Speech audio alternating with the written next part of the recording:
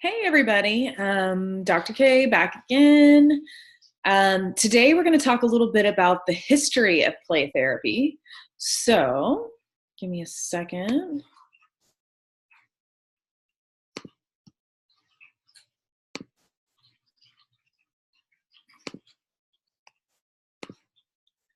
All right. Okay, so the history and development of play therapy.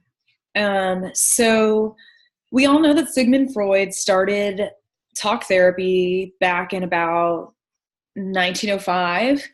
And in 1909, he analyzed a child for the first time. So Freud was, psychoanalyst. He didn't focus much on the relationship between the patient and himself. He was more into interpreting dreams, focusing on the subconscious, the, id, ego, and superego. Lots of, analysis related to sex drive and some interesting theories about the Oedipus complex, which we'll talk about a little more in just a minute. So Hans was a little boy. He was 6 years old, and his father enlisted the help of Freud to help his son who had a phobia of horses. So it sounds a little bit strange, but as you know, horses were the main form of transportation, and they were everywhere back in 1909. So being afraid of horses was an actual debilitating situation for a young boy. But not that uncommon that a child might be afraid of an animal, particularly a large one like a horse. It's unpredictable. So Freud didn't actually treat Hans, but through correspondence with his father had, written to him, and I don't know if they actually spoke, but he determined that Hans's fear of his horses was symbolic, and that in fact the horse fear was a metaphor for his father. He determined that Hans was suffering from the Oedipus complex and fear that his father would castrate him for being attracted to his own mother. So I don't know if you are familiar with the Oedipus complex. You may have learned about that in theories, but if you haven't ever heard of the Greek play called Oedipus Rex, that's what this theory is based on. Oedipus Rex was written by Euripides, I believe, in ancient Greece. And it's a story of a very tragic Greek tragedy that about a man named Oedipus who becomes king, and he didn't realize it, but he fell in love with and was sleeping with his mother. They were separated at birth. They met again as adults. Long story. When he found out, he gouged his eyes out. It's a whole dramatic scenario, but pretty interesting, pretty weird. But as we know, Sigmund Freud had some wacky ideas, and he really believed that that children model themselves after their same gender parent because they're attracted to their opposite sex parent. And that they want to walk and talk and act like their mother because they want their father, or vice versa, depending on the gender of the child. And so the Oedipus complex is what happens to a young boy, and the Electra complex is what happens to a young girl, according to his theories. So he believed that Hans was suffering from the Oedipus complex, and he was afraid that his father would castrate him because he was attracted to his own mother. And this was based on Hans's dreams about a large whittler or penis, in combination with questions about his own genitalia that he was asking his mother. So basically he was having dreams, I guess, about, he called a whittler. Okay, I'm backing up. Hans called a penis a whittler. That's what he called his penis. It was a whittler. And so he would ask questions about his whittler. Like, he asked his mother, "Do you have a whittler?" And, different things. But that's not uncommon for children to ask questions about their bodies and about their genitalia, particularly around that age, 5 or 6. So, anyway, neither here nor there, but I guess he was having some dreams as well. Freud decided that he was afraid of horses because he had symbolically imposed the horse as he thought that the horse was his father, and symbolically, because the horse was a safe target for those feelings instead of his father, who he had to depend on day in and day out. And yeah, so pretty out there, pretty wild, but that was the first experience that we have documented in psychotherapy with children, and that was Sigmund Freud. And then we move on to Hermine Hug Hellmuth in 1921. Hug Hellmuth was the first therapist to emphasize play with children for child analysis and provided basic play materials for children, and recognized that forms of therapy that apply to adults do not work with children. So big strides here. Hellmuth was, of course, a psychoanalyst and modeled the practice based on Freud's work, but did recognize that children cannot free associate, discuss developmental stages or the past, or articulate feelings very well. So there was some recognition in this approach that children don't really have access to the past or awareness of developmental stages, because they are themselves in a developmental stage that does not allow for abstract thought, or even, very effective verbal communication. And the analysis primarily consisted of observations of children. So much like Freud, who was behind the screen or not engaging with the client, this was not relationally focused therapy. But we're making some progress because there were toys involved. In 1990, so Melanie Klein, sorry, I'm moving myself around here a little bit.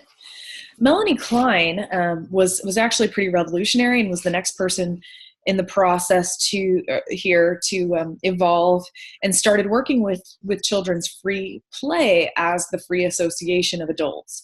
So still in the psychoanalytic model, analysis occurred by substituting play for free verbal association, and play became the way to access the child's unconscious.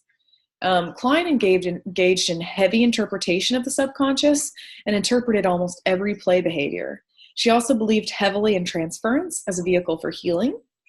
So whatever the child was experiencing in relation to the therapist, just like Freud, she believed that transference was a vehicle. So putting feelings on the therapist or projecting feelings on the therapist was healthy and a way to process feelings. Klein also adhered to Freud's sexual theories and believed that the ego was strengthened through play, and had a way of drawing out the fantasies of the child, allowing for verbal attacks, and kept the toys in the playroom locked up so as to demonstrate the specialness of the relationship between the therapist and the child. So she would lock up the toys, and then when the child would return to the playroom, well, not playroom, to the session, she would unlock the toys, which kind of indicated that this was a special time specific for the child.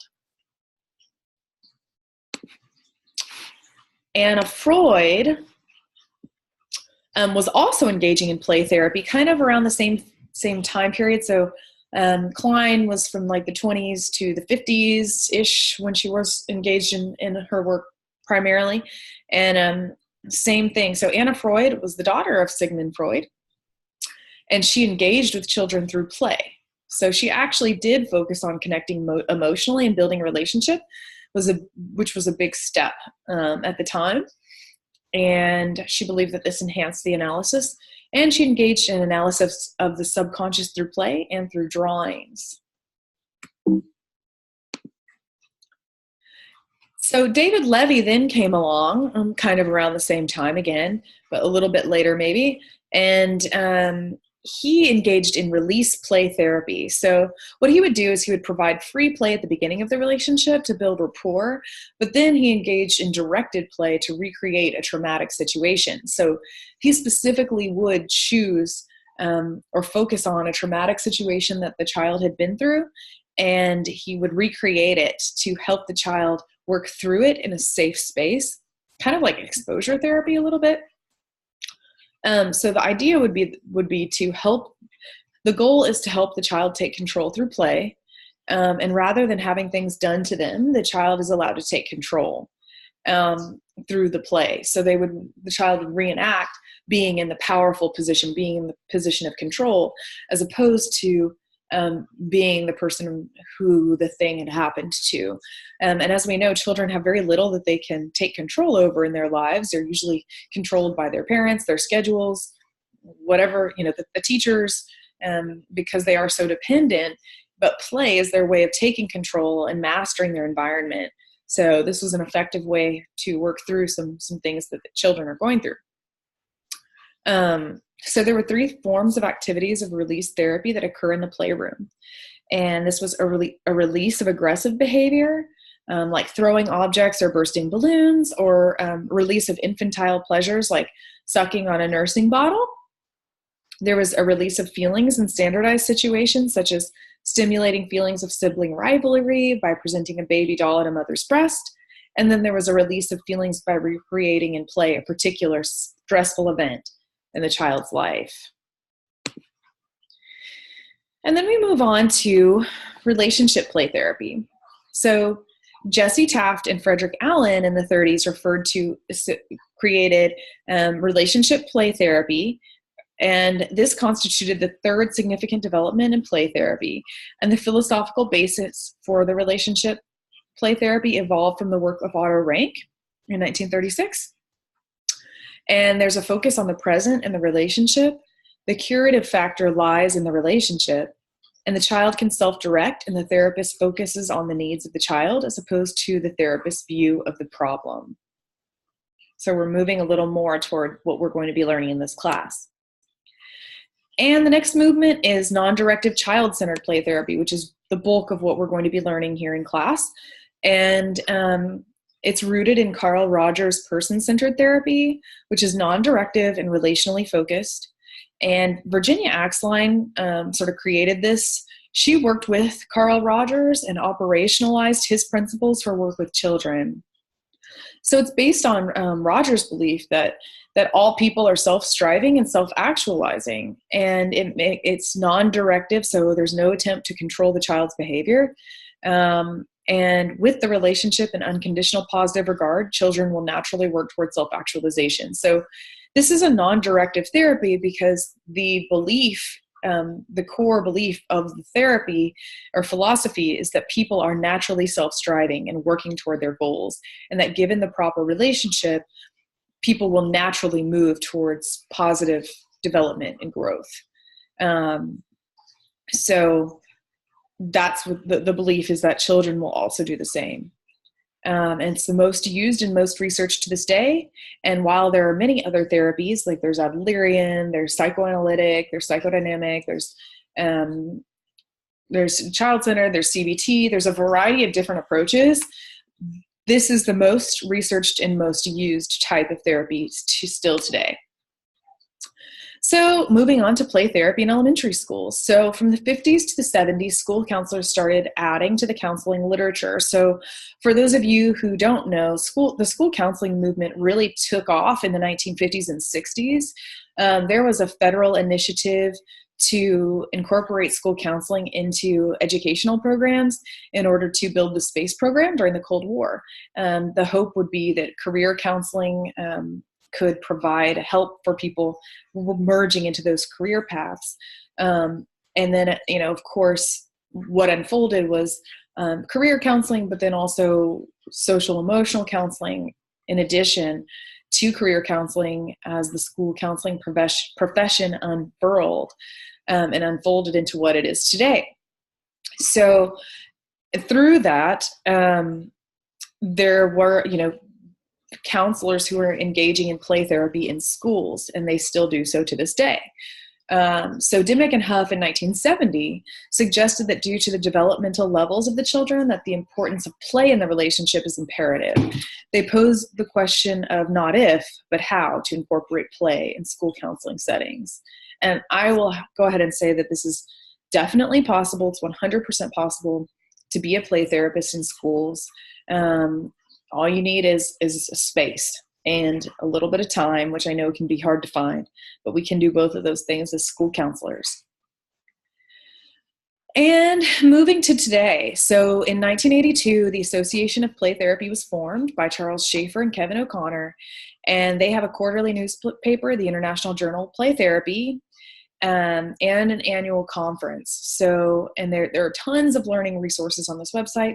I highly, highly recommend that you check out the website in this link. So I'm going to be posting the PowerPoint. So I would check this out, please. There's so much good information. There's good research. There's good information. There are good, even educational videos. So go ahead and check that out. And university training. So over 171 universities have at least one full course in play therapy today. This has shifted. There used to be only 31, I think, back in the 70s. So it's really catching on.